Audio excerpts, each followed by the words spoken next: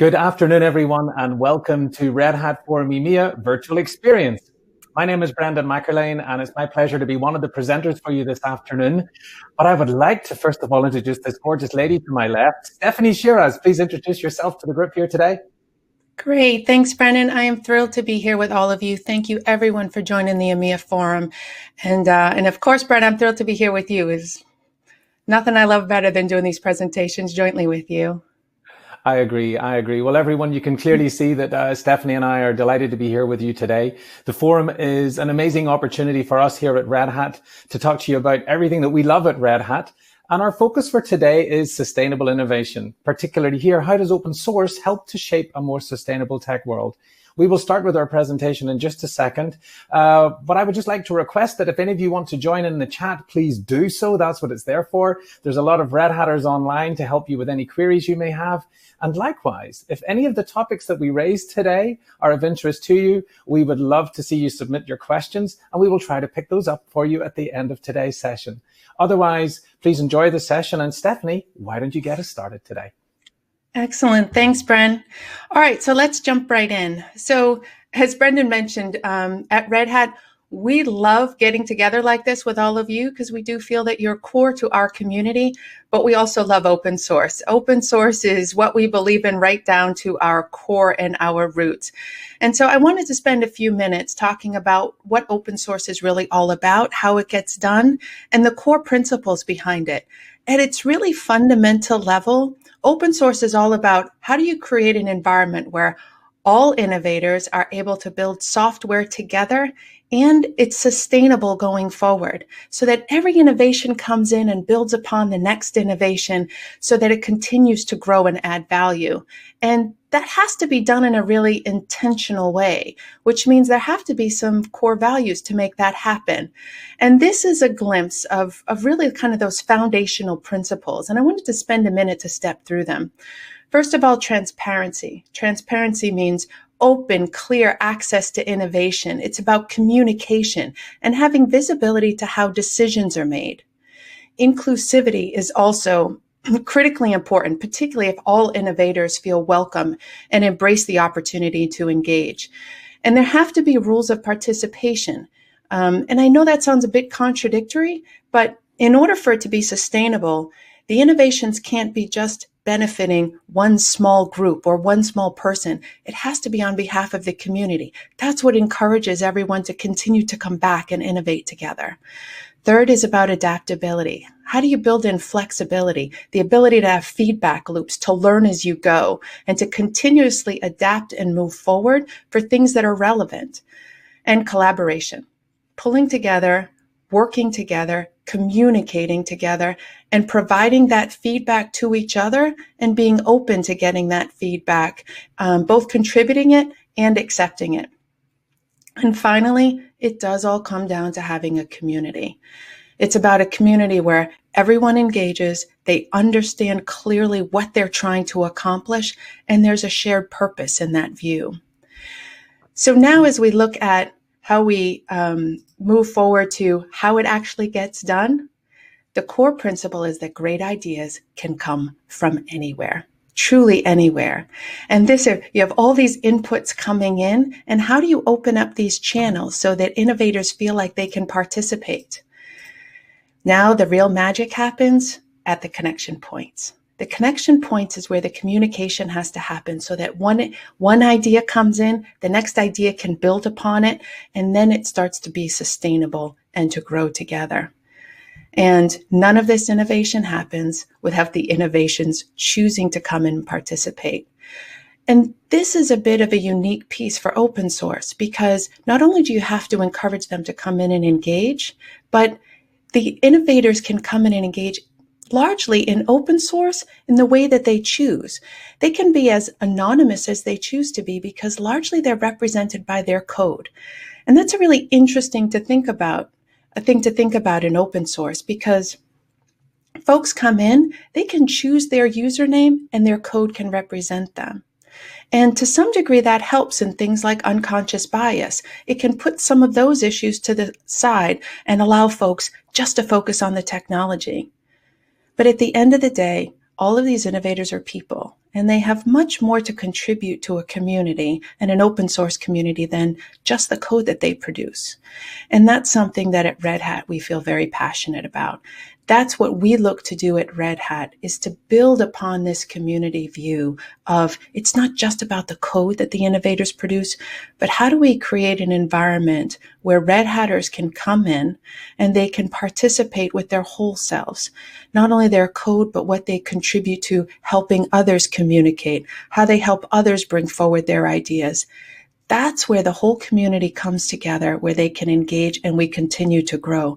So Red Hat sits as this core community, but as part of a much bigger community of open source. And that starts to build up the sustainable nature of it. Now, again, none of this happens without being intentional. It takes thought and diligence and a continuous effort and focus to create the environment. So with that, I'm going to pass it over to Bren, because one of the things I love about Red Hat is we have been very intentional about how we create a culture and how we make that culture sustainable. Thanks, Stephanie. I'm going to be a little bit cheeky and go back to the previous slide, because I find this today when I was getting prepared. Maybe it's too flaring up for the camera here, but it's our little Lego figures. We are, of course, here in the DACH track of Red Hat Forum EMEA today. So DACH being Germany, Austria, and Switzerland. Yeah, so I have them here. Oh, playing with the camera a little bit, trying to make sure. And I'm sure anybody who's really interested in learning more and would like to have some, reach out to the DACH marketers and, of course, your DACH contacts today to learn more about that. I know that the unicorn one is very much in demand, right? But let's go back to the slide that we were just looking at. So I'm going to spend a little minute now talking about these values of Red Hat. Essentially, you need to think about it as like a structure or a framework to sustain an open organization. Stephanie, in a part of her introduction, said, like rules, guidelines and things. You might think that goes against what we're trying to achieve, but you really need to have some guardrails around here to help sustain something like an open organization. So the starting point for us here is the whole Red Hat community. And these 4 core values really serve as our guiding principles. So let's look at each one individually. Freedom. You have the freedom as a Red Hatter to come forward and share your ideas. In fact, it's wanted. That's really what we encourage. Now, courage itself, it really takes courage. You have to be brave and be bold to step forward and share your ideas and trust, the environment that you're in to be able to do that. Commitment, of course, we're all working to a singular goal and purpose, but commitment also for long-term ideas. We don't want to see people just doing things that could have a quick hit, but a longer-term impact that could be negative to others. So really long-term commitment. And accountability really helps us get to the essence of what we deliver, what we do, but also how we do it. And that commitment is to ourselves, our communities, and also our customers. Now, the picture you hear and see in front of you, it's totally on purpose, because these values have to be kept in balance. So in English, what we call a seesaw, or in German, a Schaukelbrett, that's what the symbol is here. You can't have too much of one and too little of another. So at Red Hat, we always strive to make sure that we keep these in balance. Now, in the next slide, this is essentially our open management practices. And this is a way now for giving a framework for leaders as to how leaders can participate in an open organization. So think about it as like a management framework. Now, every Red Hatter was consulted and they gave guidance on what they need to have fulfilling, engaged, successful careers in Red Hat. So these open management practices are built to make sure that we can also deliver against those needs for our associates, but also for us to scale leadership. Right? This is a way for us to kind of think about how do leaders at Red Hat manage? How do they inspire their teams? And you can see some of the examples here. And one that I love here, and we'll touch on that a little bit later when we talk about additional communities, but how to create an environment of belonging, respect, and mutual support. But I would also say here, then, true Red Hat spirit. We have a brand campaign running at the moment, Stephanie, with the tagline, "Our code is open." Our open management practices and everything around these values is also open. These have been shared externally so that other organizations and other leaders can benefit from these. And then last but by no means least, how do we actually bring this to life now for our associates? So our Red Hat multipliers really help bring it down now to the individual and help the individuals really participate in this open organization of Red Hat. So we have connect, how do you contribute and connect to others, to other people in Red Hat communities and to that shared purpose? Extending trust, You need to show confidence in the ability of others to contribute, and that trust you extend to others and also how you get it back. Being transparent starts with openly sharing the information and your intentions of what you're working on and what you're driving towards and what you'd like to achieve. Collaboration, this was touched earlier in like an open source principle in itself, but really to invite cooperation and dialogue with other Red Hatters and with other people to really ultimately create better solutions. We do genuinely think that two minds are better than one. And promote inclusive meritocracy. This is really about empowering people to contribute their ideas and to create an environment where ideas can come from anywhere, and this understanding that the best ideas can come from anywhere. This is not a management or a manager privilege. So really making sure that irrespective of the source of an idea, that the idea gets put on the table and people consider it. One of the most exciting things about these multipliers is that Red Hat has built a rewards program around these. So as a Red Hatter, irrespective whether you're a people manager or an individual contributor, you can go to our Red Hat rewards portal and you can actually create a simple thank you for someone who was showing collaboration or trust to you. You can add points to that where people can actually use them to get things that they can purchase or gift cards or physical things as well. But this rewards program really allows us to focus in on things like accountability, really for us to show, highlight, and reward and recognize the people who are really positively contributing to the sustainability of our culture and our community and our open organizations. So Red Hat, a big community of people here as Red Hatters. But Stephanie, you're going to talk a little bit now about the different types of communities that we now have at Red Hat. Oh, no, I think I'm doing that. Beg your pardon, that's my slide still as well. So the diversity and inclusion communities. So just like open source, we are a community of communities. Red Hat really encourages everyone to bring their whole selves to work. And as part of that, we really give associates the opportunity to highlight the needs of their communities. Now, this is just an example of some of them. We have neurodiversity. We're going to look at build in a little bit more detail in just a second. But I myself, I'm not sure if you can see, but this is like the flag here of our Red Hat Pride community. I am not just a member of the Pride community, but I'm also the co-exec sponsor for that. And I love that Red Hat as an organization creates an environment where I can be truly open about myself and bring my true self to work. But these are just some examples of them. Stephanie, so this was my right hand over point. You're going to talk to us now a little bit more about build, right? No, that's perfect. And actually, just going back to that one for a minute, one that Sure. has meant a lot to me, of course, is the Red Hat Women's Leadership Community. Yeah. I remember when I first joined Red Hat, I think I had only joined for about 2 days, and I had the great opportunity to go to an event that was hosted by the women's leadership community here. And it really helped me lay a foundation of a network that I continue to rely on and to trust, right, in order to work with. And that's what it is. It's about having a group and a network that shares your experience and that you feel open and able to network with. But, through the good times and the bad, right, as you go through a whole team, it's about getting through it as a team and making sure that the team is successful. And having that network to balance and discuss with is super important. And that's why celebrating the experiences and the differences of these communities, right? And as you said, communities within communities is just so important. Yeah. So let me talk for a moment about Red Hat Build, which is Blacks United in Leadership and Diversity. And their mission really is all about how do they foster a connected community of Black Red Hatters as well as their allies. But their strategy, and you can see here, their strategy is really balanced to say not only are they focused on the community and their membership engagement, but also about the recruitment and retention and making sure Red Hat is doing right by this diversity group, as well as how do they serve the community outside, not only the Red Hat community, because I know I've engaged in a lot of their events as well, and I always learn a lot, but also how they outreach, and you can see here in the photos, the greater community beyond Red Hat, the communities in which they live. And this sort of feeds that whole mindset. Hopefully that is coming through that, none of us work in isolation, and working together actually delivers a better result for everyone. And the next one, which is also really important to me, is called Colab. And this is about middle school girls. And this is super important to me. I have a 13-year-old daughter. And clearly, while I love science, right? Everyone is able to choose what they're interested in, what they're passionate about. What we do here with Colab is it's a experience created for middle school girls where we expose them to science and technology.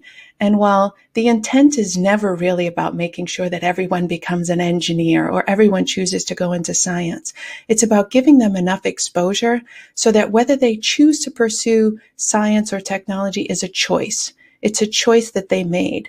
It's a choice that they made because they understood what it was and they made a decision about what's best for them.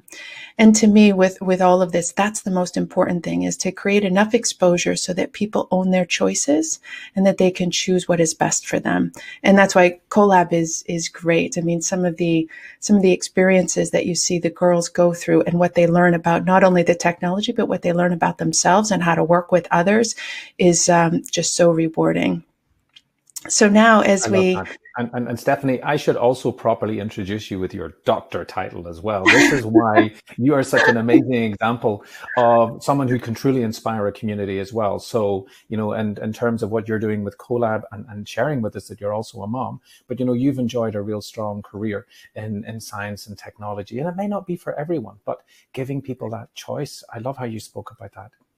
And it's all about balance, right, Bren? And it's about how do we sort of balance what we're passionate about and what we do at work, and how do we, as you said, bring your whole selves to work, right? That's what we strive to do every day, and what we strive to help others do every day as they come in. Hopefully what you've seen as Bren and I have spoken through about our beliefs at Red Hat, it really does start with core principles around open source, but those principles apply to so much more than just how to build software. While it's been a great platform to demonstrate how these ways of working provide real value, it can be applied to anything. And the results are better when folks come together and they feel encouraged to come together in a way that produces better results. And this is what we wanted to talk about today with you, about how do we spend some time together to share with you ideas that we have at Red Hat, but you can take this into all of your engagements in the communities that you belong to. What we focus on is not just what we do, but how we do it is equally important.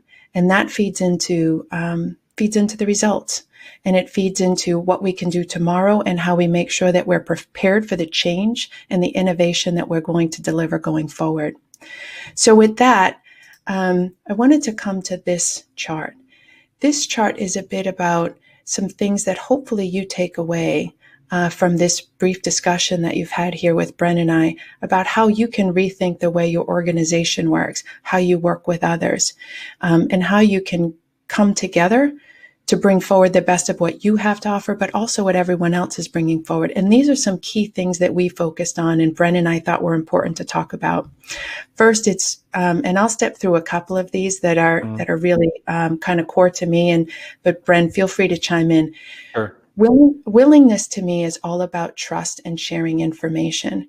And that has to be something that is deliberate, right? Deliberate upon each of us, because that's where the change starts. And then it creates a culture to sort of perpetuate that. And I think that's where Brett and I were on sustainability. It's about how do you start that momentum, but then how do you get that flywheel going and create that flywheel to keep it going and have others be willing to extend their trust and their knowledge and share their experience. Bren, anything you would add to willingness?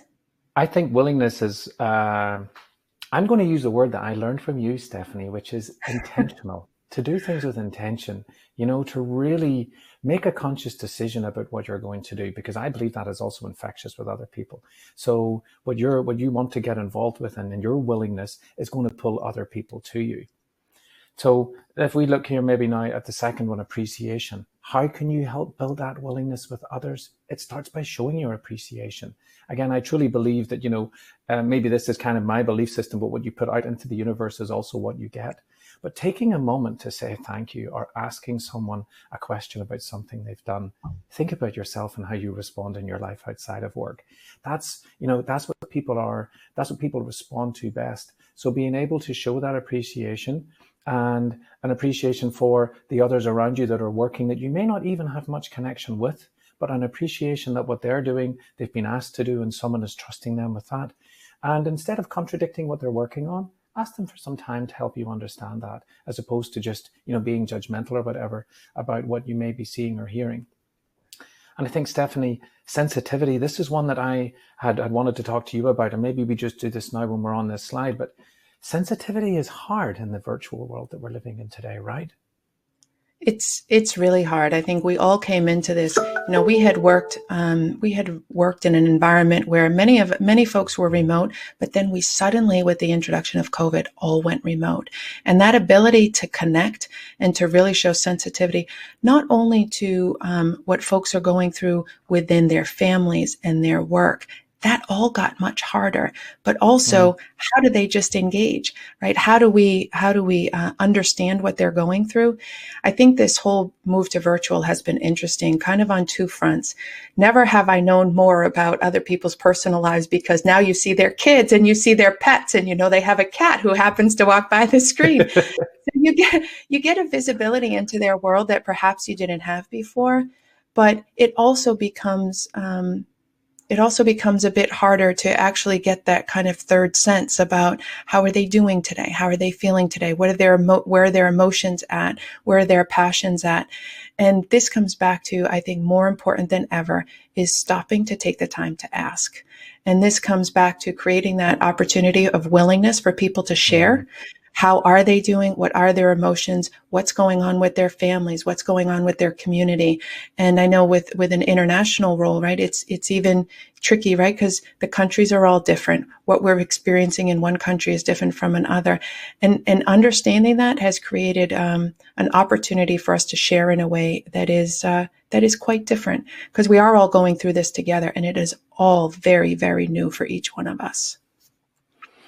The virtue of the fact of the world that we're living in today, this is our live broadcast for the DACH Forum, and I'm coming to you from Munich. And Stephanie, you're just outside Boston, right? Yeah. So this virtual world that we're in really, truly spans the globe. And it maybe can be easy for some people to connect in one way, and others it's tougher because they're working from their home environment, or because there are things that people maybe naturally aren't sensitive to. But by coming into it with that mindset of being sensitive to what others are going through, I truly believe also helps create a better environment for people to also then truly bring themselves.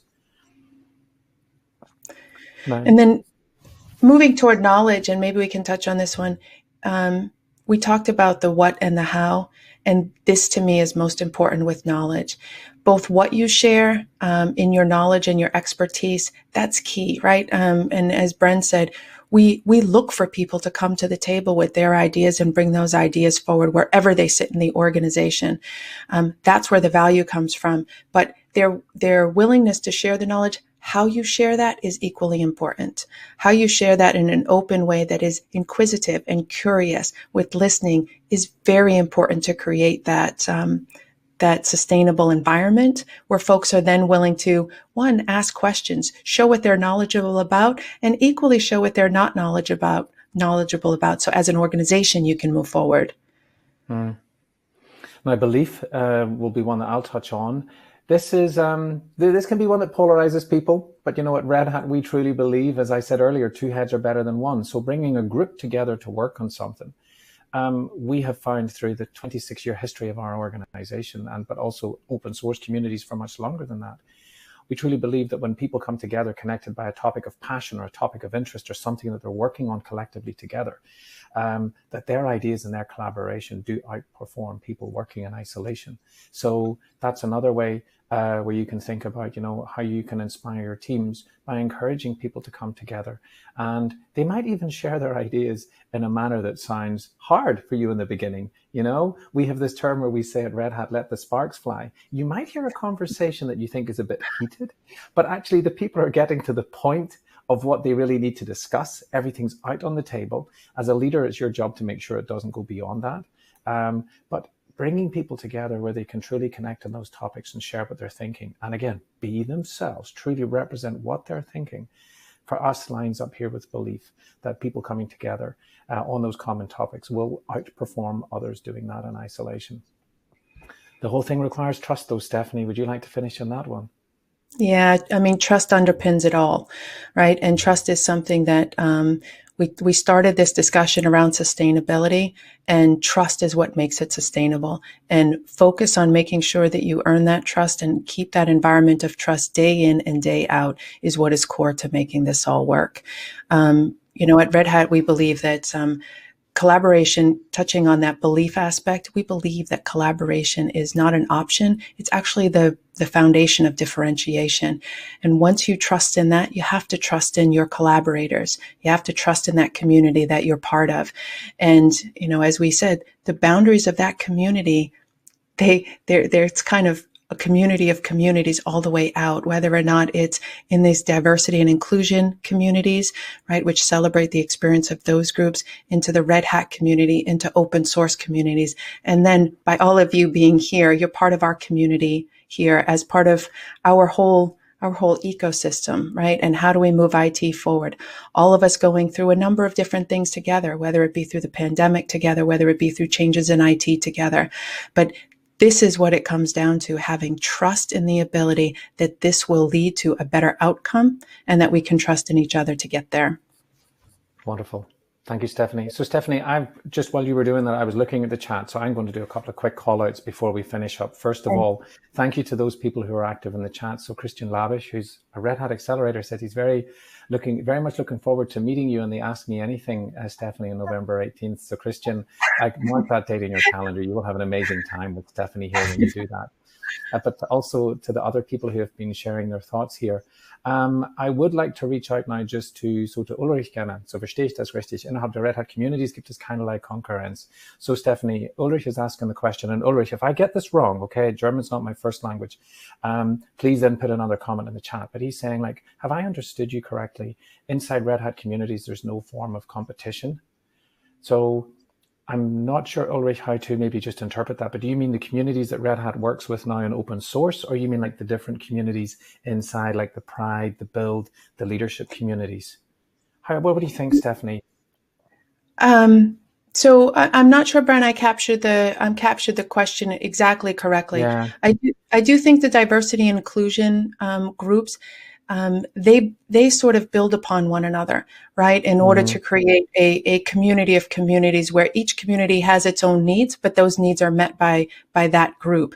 I think when it comes to open source, and maybe we can talk about that for a minute, because I think when it comes to competition, clearly everyone is trying to, and I think we can look historically in the IT industry a bit at this.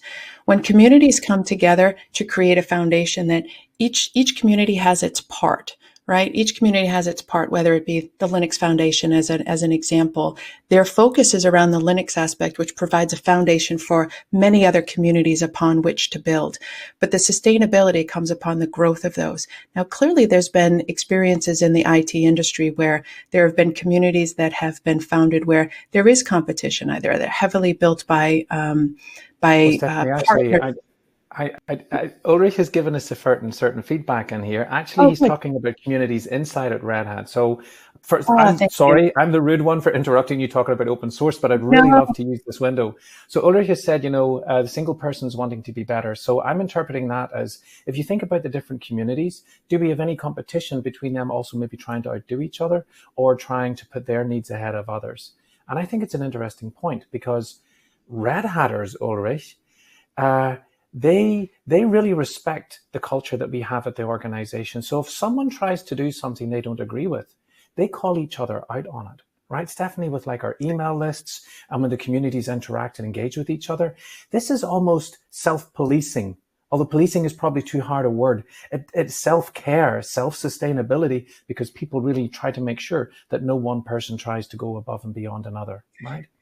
I think that's a great point, Brendan, right? It starts with a purpose. And I think there is a shared purpose at Red Hat to preserve this culture. And that allows and gives people the right and the encouragement to get that feedback in, to call those types of actions out that may be counter to the culture. And that touches back on open source as well, right? Open source and its security is because people are looking to fix security vulnerabilities across the entire community. Overall, they're acting in goodness on behalf, and they call out those issues. And I think our community at Red Hat is similar, right? We're all working together to make sure that this culture continues. And we do call out that bad behavior, right? When it happens. And all of us make mistakes.